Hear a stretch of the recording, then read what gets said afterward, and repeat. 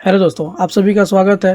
जैसा कि हमने पिछले वीडियो में एमएस वर्ड के होम टैब के फॉन्ट ग्रुप की बात की। आज की इस वीडियो में हम बात करने वाले हैं होम टैब का पैराग्राफ ग्रुप, जो कि हम पैराग्राफ के सभी टूल्स को हम एक एक करके समझेंगे।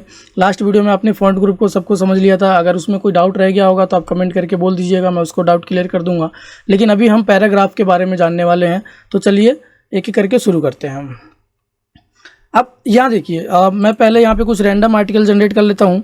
रैंडम आर्टिकल जनरेट करने के लिए आपको करना क्या है, इक्वल RAND ब्रैकेट ओपन करना है, और ब्रैकेट के अंदर आप जो भी नंबर लिखेंगे उतने ही पैराग्राफ का रैंडम आर्टिकल आ जाएगा। ये आपको पहले से बता रखा था, तो ज़्यादा दिक्कत नहीं होनी चाहिए।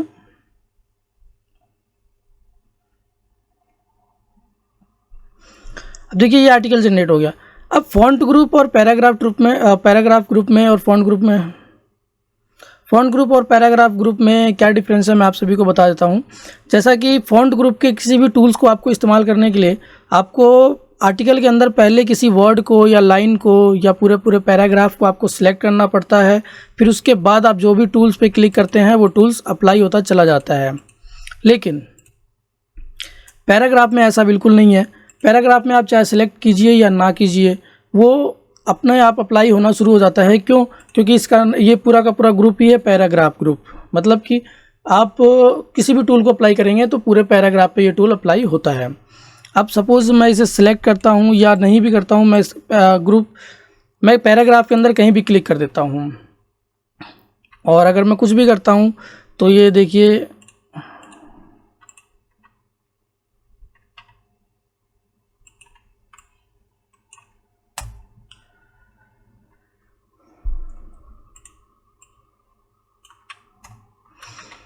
मैंने सिर्फ एक पैराग्राफ लिया हुआ है ताकि आपको स्टार्टिंग से सभी टूल्स को समझा सकूं।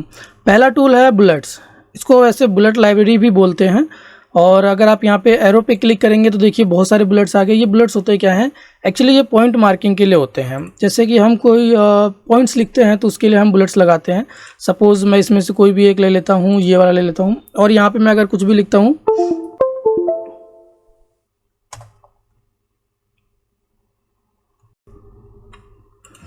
तो ये बुलेट मार्क लगाने के बाद मैं यहाँ पे अगर कुछ टेक्स्ट लिखता हूँ और फिर एंटर करता हूँ तो ऑटोमेटिक देखिए अगला बुलेट आ जाता है। और अगर मैं यहाँ पे दोबारा कुछ लिखने के बाद एंटर करता हूँ तो अगला बुलेट आ जाता है। बट अगर आप सपोज़ कीजिए मैंने 3 टेक्स्ट लिखा और फिर मैंने एंटर किया, फिर ये बुलेट आ गया, बट मुझे अब बुलेट नहीं चाहिए, तो मुझे 2 तरीके हैं इसको हटाने के लिए। या तो आप यहाँ पर जाके क्लिक कर दीजिए, या फिर आप यहीं पर बिना कुछ टाइप किए अगर आप ब्लैंक एंटर करते हैं तो भी जो बुलेट है वो रिमूव हो जाता है। या इसके अलावा आप बैक स्पेस प्रेस करते हैं तो भी बुलेट रिमूव हो जाता है। तो चलिए, ये तो बुलेट की बात रही। अगला क्या है? नंबरिंग जैसे हम बुलेट का यूज़ कर रहे थे वैसे ही नंबरिंग का भी यूज़ करते हैं। आप यहाँ पे कोई सा भी नंबर ले सकते हैं। नंबर लेने के बाद आप कुछ भी लिखिए और एंटर करेंगे, ऑटोमेटिक ये अपना और नंबर इंक्रीज़ करता चला जाएगा। सेम वही प्रोसेस, अगर हमें नंबर अब यहाँ से नहीं चाहिए तो बिना कुछ लिखे हम एंटर दबा सकते हैं या बैक स्पेस कर सकते हैं। तो एंटर मैंने दबा दिया तो ये हट गया। अगला टूल है मल्टी लेवल लिस्ट।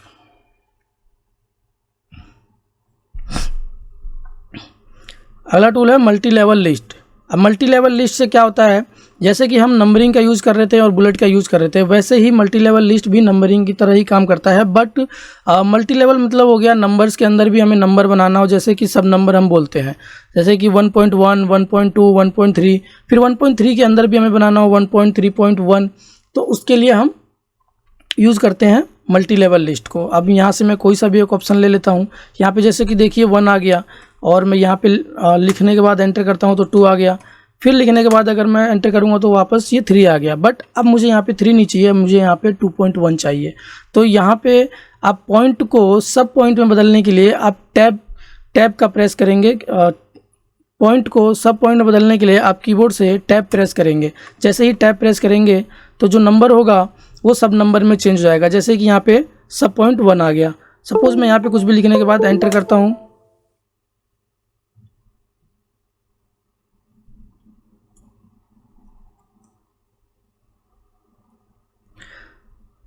देखिए आ गया। अब जैसे यहाँ पे कुछ भी लिखने के बाद मैं एंटर करता हूँ तो 2.2 आ गया। अब मैं यहाँ पे फिर से कुछ लिखने के बाद एंटर करता हूँ तो 2.3 आ गया। अब मुझे 2.2 के बाद भी अगर पॉइंट लेना है, 2.2.1 लेना है, तो मैं दोबारा टैब प्रेस करूँगा, 2.2.1 आ जाएगा और कुछ भी लिखने के बाद मैं एंटर करूँगा तो फिर वही वाला सीरीज़ यहाँ पे चलेगा। अब मैंने दोबारा एंटर किया तो 2.2.3 आ गया, बट मुझे यहाँ पे नहीं चाहिए। अब मुझे सपोज़ कीजिए कि 2.2 के बाद 2.3 चाहिए, तो मैं यहीं से दोबारा कुछ टाइप किए एंटर करता हूं तो 2.3 वाले सीरीज़ में आ जाऊंगा। और अगर मुझे 2.3 वाले सीरीज़ में भी नहीं रहना है, मुझे मेन नंबर पे जाना है, जैसे 1 2 के बाद सीधा 3 लाना है, तो मैं दोबारा कुछ लिखे एंटर टाइप करूंगा तो नंबर आ जाएगा। अब मैं यहाँ पे कुछ भी लिखने के बाद एंटर करूँगा तो 4 वाली सीरीज़ चलेगी। और दोबारा मुझे 4 के अंदर पॉइंट लगाना है तो दोबारा मैं टैब क्लिक करूँगा और देखिए उसके बाद 4.1 आ गया। अब दोबारा एंटर करूँगा तो 4.1 का सीरीज चलेगा, यानी कि 4.1 4.2 4.3 ये सब चलेगा। अब आपको दोबारा 5 लेना है तो आप ब्लैंक एंटर कीजिए। मतलब अगर आप सब पॉइंट लगाने के बाद ब्लैंक लिखने के बाद एंटर करते हैं तो सब पॉइंट से एक पॉइंट लेफ्ट चले जाते हैं, मतलब मेन पॉइंट की तरफ बढ़ते हैं। बट अगर आप कोई भी नंबर लिखने के बाद टैब दबाते हैं तो आप उस नंबर के अंदर पॉइंट लगाते हैं, मीन्स सब पॉइंट लगाते हैं, सब नंबरिंग करते हैं। चलिए यहाँ तक क्लियर हुआ आपको, मुझे लगता है कोई डाउट नहीं होगा। बुलेट लाइब्रेरी, नंबर लाइब्रेरी और सब नंबर भी आप समझ गए होंगे बहुत अच्छे से। अब मुझे यहाँ पे नंबर नहीं चाहिए तो मैं एंटर प्रेस करूँगा तो ये नंबर हट जाएगा। अगला टूल है, अगला टूल देखते हैं हम, और decrease indent and increase indent. ये क्या है?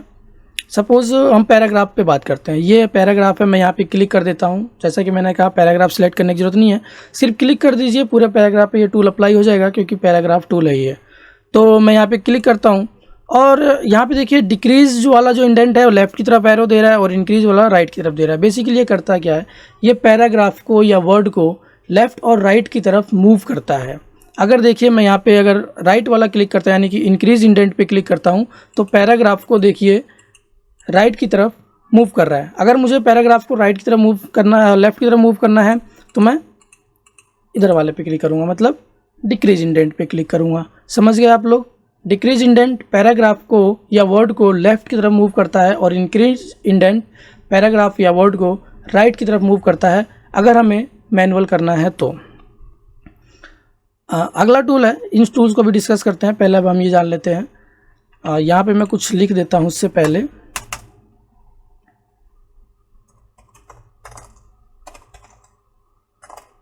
सपोज़ ये मैंने एग्जाम्पल टेक्स्ट लिख दिया। अब यहाँ पे मुझे इस टेक्स्ट को पेज के सेंटर में या राइट में या लेफ़्ट में अलाइन करना है, तो मैं इन टूल्स का यूज़ करूँगा जिसका नाम है अलाइनमेंट टूल। लेफ़्ट वाला है लेफ़्ट अलाइन, फिर सेंटर अलाइन, फिर है राइट अलाइन। जैसे कि देखिए अगर मैं सेंटर लाइन पे क्लिक करता हूँ तो जो मेरा टेक्स्ट है वो पेज के सेंटर में आ जाता है। लेफ़्ट अलाइन करता हूँ तो पेज के लेफ़्ट में आ जाएगा। अगर मैं राइट अलाइन पे क्लिक करता हूँ तो पेज के राइट साइड में आर्टिकल आ जाता है। ऐसे ही है जस्टिफाई। अब जस्टिफाई बताने के लिए मुझे आपको 3-4 पैराग्राफ लगाना पड़ेगा, देन उसके बाद आप समझ जाएंगे। यहाँ देखिए, यहाँ मैंने 5 पैराग्राफ लिया। अगर मैं यहाँ पे सिलेक्ट करके लेफ़्ट करता हूँ तो लेफ़्ट है, सेंटर करता हूँ तो सेंटर हो जाएगा, राइट करता हूँ तो राइट हो जाएगा। लेकिन ये जस्टिफाई का क्या मतलब है? जस्टिफाई पे अगर आप क्लिक करते हैं तो आपका जो आर्टिकल है वो रहेगा लेफ़्ट में ही, बट आप एक चीज़ नोटिस कीजिए, जो आर्टिकल का पूरा अलाइनमेंट है वो इक्वल होगा, मतलब लेफ़्ट से और राइट से। अगर मैं लेफ़्ट लाइन करता हूँ तो देखिए लाइन जो है यहाँ पे छोटी और बड़ी दिख रही है आपको, मतलब कोई लाइन पहले ख़त्म हो गई, कोई लाइन बाद में ख़त्म हुई, क्योंकि लास्ट का जो वर्ड होता है उसके हिसाब से लाइन डिसाइड होता है। बट अगर मैं यहाँ से जस्टिफाई करता हूँ तो जो पैराग्राफ का लाइन होगा लेफ़्ट से और राइट से इक्वल हो जाएगा। तो मेरे हिसाब से आप अलाइनमेंट समझ गए होंगे। अगला हम समझते हैं। अगला टूल है लाइन स्पेसिंग का। अब लाइन स्पेसिंग क्या होता है? जैसे कि आप देख रहे होंगे हर पैराग्राफ के बाद थोड़ा सा स्पेस है, फिर अगला पैराग्राफ स्टार्ट हो रहा है, फिर स्पेस, फिर अगला पैराग्राफ, फिर स्पेस, फिर अगला पैराग्राफ। इन स्पेस को, जो लाइन के बीच में स्पेस है या पैराग्राफ के बीच में है, इन स्पेस को आप मैनेज करना चाहते हो तो आप लाइन एंड स्पेसिंग टूल का यूज़ करोगे। जैसे कि देखिए अगर मैं यहाँ पे क्लिक करता हूँ 1.0, 1.1, 1.5, 2.0, 2.5, जैसे ही मैं पॉइंट बढ़ा रहा हूँ तो देखिए लाइंस के बीच की जो स्पेस है वो बढ़ती चली जा रही है, और अगर मैं पॉइंट्स घटाता हूँ तो लाइंस के बीच का स्पेस जो है वो कम होता चला जाएगा। तो ये रहा लाइंस के बीच का स्पेस। आगे हम बढ़ते हैं। यहाँ पे देखिए add space before paragraph, remove space after paragraph. ये क्या है? जैसे कि मैं अभी फर्स्ट पैराग्राफ में हूँ तो इस पैराग्राफ से पहले कोई स्पेस नहीं है अभी, तो अगर मुझे इस पैराग्राफ से पहले कोई स्पेस ऐड करना है तो मैं यहाँ से क्लिक करूँगा तो देखिए पैराग्राफ से पहले थोड़ा सा स्पेस ऐड हो गया। अब इस पैराग्राफ के बाद थोड़ा सा स्पेस है तभी तो अगला पैराग्राफ आया है। तो मुझे क्या करना है, इस पैराग्राफ के बाद जो स्पेस आया है अगर मुझे उसे रिमूव करना है तो देखिए मैं अगर रिमूव करता हूँ तो फर्स्ट और सेकंड पैराग्राफ के बीच का जो स्पेस है वो रिमूव हो जाएगा। और अगर मैं रिमूव करने के बाद अगर मैं दोबारा ऐड करता हूँ तो फर्स्ट पैराग्राफ के बाद ऐड हो जाएगा। मतलब किसी भी पैराग्राफ से पहले आप स्पेस ऐड कर सकते हैं या बाद में ऐड स्पेस या रिमूव कर सकते हैं। यहाँ पे एक टूल है लाइन स्पेसिंग एंड ऑप्शन पे अगर आप जाते हैं तो आपको यहाँ पे मैनुअली ऑप्शन मिल जाएगा कि इंडेंटेशन कितना करना है। मीन्स जो हमारा आर्टिकल है वो लेफ्ट से कितना होना चाहिए, राइट से कितना होना चाहिए, कितना मूव होना चाहिए, स्पेस कितना पॉइंट होना चाहिए, before after. Before after means paragraph से पहले या पैराग्राफ के बाद कितना स्पेस आपका होना चाहिए। तो आप यहाँ पे मैनुअल डिसाइड कर सकते हैं और ओके कर सकते हैं। इतना क्लियर हुआ आपको। अगला टूल है शेडिंग का। जैसे कि हम टेक्स्ट को सिलेक्ट कर रहे थे और यहाँ से हम हाईलाइट कर रहे थे तो हाईलाइट हो रहा था, सेम वैसे ही शेडिंग टूल भी है बट यहाँ पे हमें सिलेक्ट करने की ज़रूरत नहीं होती है। अब हाईलाइट और शेडिंग में फ़र्क क्या है, जितना हम टेक्स्ट सेलेक्ट करते थे उतना ही हाईलाइट होता था, बट शेडिंग में ऐसा नहीं है। अगर आप थोड़ा सा भी टेक्स्ट सेलेक्ट करते हो और फिर भी शेड का यूज़ करते हो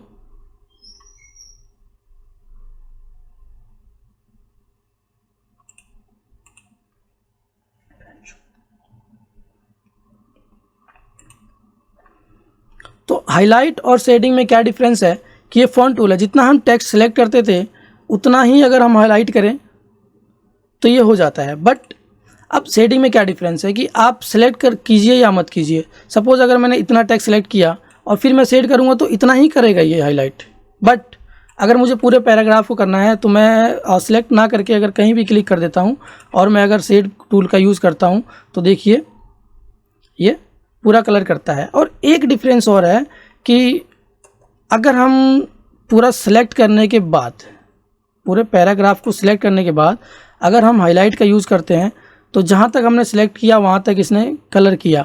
बट अगर हम पैराग्राफ के अंदर अगर इस टूल को यूज़ करें शेडिंग का तो आप एक चीज़ देख रहे होंगे कि जहाँ आपका आर्टिकल लाइन में कहीं भी ख़त्म हो जाए, जैसे कि देखिए इस सेकंड पैराग्राफ का जो थर्ड लाइन है बीच में ही ख़त्म हो गया, बट जो हमारा शेडिंग टूल अप्लाई हुआ वो पूरे के पूरे पैराग्राफ पे हुआ। तो ये फ़र्क है थोड़ा सा टेक्स्ट हाईलाइट कलर का और शेडिंग का। तो टेक्स्ट हाईलाइट कलर आपका उतना ही अप्लाई होगा जितना आप सिलेक्ट करेंगे, बट शेडिंग कलर आपका पूरा का पूरे लाइन पे अप्लाई होता है, चाहे आप थोड़ा सा लिखे हो या पूरा लिखे हो। बट अगर वो आपने पूरे पैराग्राफ पे अप्लाई किया हुआ है तो पूरा का पूरा पैराग्राफ को मतलब पूरे का पूरे लाइन को ही शेड करेगा।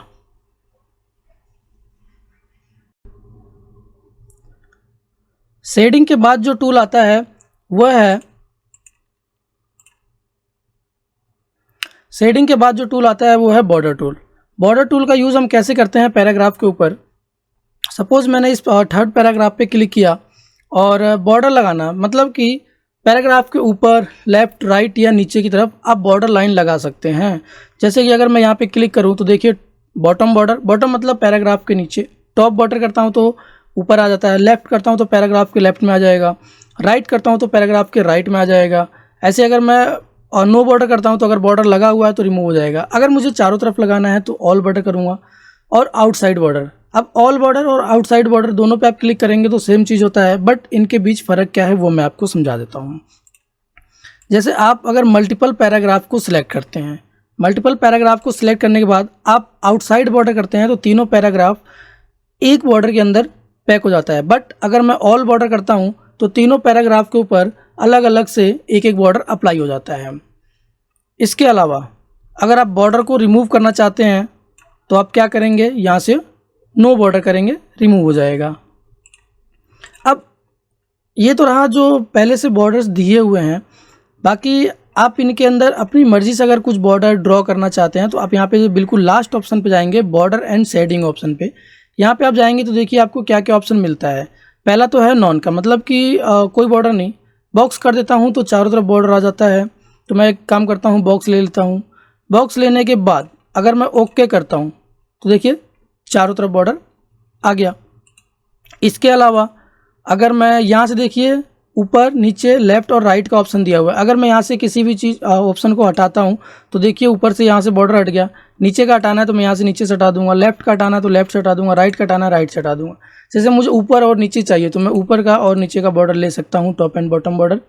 यहाँ से जो हमारे बॉर्डर का स्टाइल है तो मैं बॉर्डर का स्टाइल भी चेंज कर सकता हूँ। जो लाइन आएगा वो लाइन कैसा आना चाहिए मैं यहाँ से मैनेज कर सकता हूँ। लाइन देखने के बाद मैं लाइन का कलर भी यहाँ से चेंज कर सकता हूँ, हमें जो भी कलर चाहिए वो कलर हम ले सकते हैं। कलर लेने के बाद जो लाइन की विड्थ है उसको भी मैं कम या ज़्यादा कर सकता हूँ, तो मैं 3 पॉइंट कर देता हूँ और मैं करता हूँ ओके। देखिए ओके करने के बाद यहाँ पे जो बॉर्डर है वो पुराना लाइन ही आया, जो मैंने डिज़ाइन किया था वो नहीं आया। तो वो क्यों नहीं आया, यहाँ से अपनी मर्ज़ी से बॉर्डर एंड शेडिंग लेने के बाद क्या होता है कि अप्लाई नहीं होता। आपको जो भी बॉर्डर आपने लगा रखा है पहले आप उसे रिमूव करेंगे, उसके बाद अगर आप किसी बॉर्डर को अप्लाई करेंगे तो देखिए अब वही डिज़ाइन का बॉर्डर अप्लाई हो रहा है जो डिज़ाइन हमने बनाया हुआ था यहाँ से बॉर्डर एंड शेडिंग में जा करके। तो पैराग्राफ के ये कुछ टूल्स हैं जो हमें आर्टिकल में, तो ये पैराग्राफ के कुछ टूल्स हैं जो मैंने आपके साथ डिस्कस किया। अगर इन टूल्स के अंदर कोई भी दिक्कत आपको हो रही है, परेशानी हो रही है, नहीं समझ में आ रहा है तो आप ज़रूर पूछिएगा, मैं उसका जवाब दूंगा। इस वीडियो को ख़त्म करने से पहले एक लास्ट टॉपिक पे डिस्कस कर लेते हैं। जैसे कि यहाँ पे देखिए क्लिप बोर्ड, फॉन्ट ग्रुप और पैराग्राफ ग्रुप, तीनों ही ग्रुप के अंदर आप देख रहे होंगे एक छोटा सा एरो आ रहा होगा राइट बॉटम साइड में। इन एरो का मतलब क्या है, इनको बोलते हैं डायलॉग बॉक्स।